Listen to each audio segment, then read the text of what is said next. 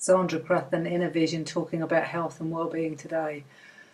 Oh, this one feels like a really big one. I have just come back from South Africa. My son has been in an induced coma and thank you God is really well now.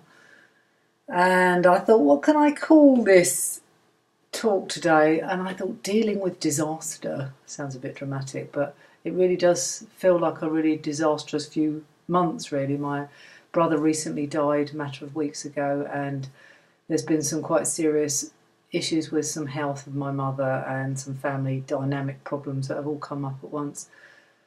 So how does anybody deal with disaster? You know, when it all comes, I'm sure you've had that experience where it comes like back to back, one thing after another.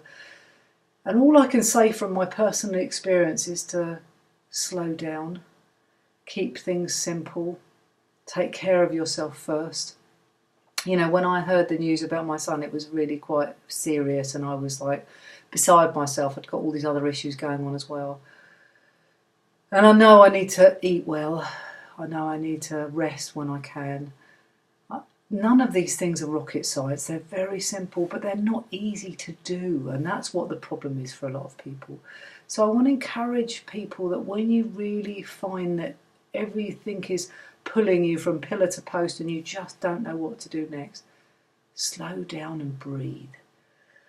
When I do that, I give myself the option of choices. What choices have I got? You know, what can I do in this situation? You know, I was doing a little bit of yoga by the pool when I was in South Africa and he was in a coma. It was distressing.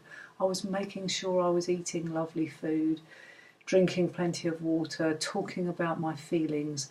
There is no rocket science to managing difficult situations.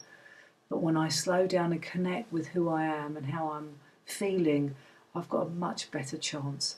So if you are going through a bit of a difficulty, really do make sure you put yourself first, because that's been my saving grace.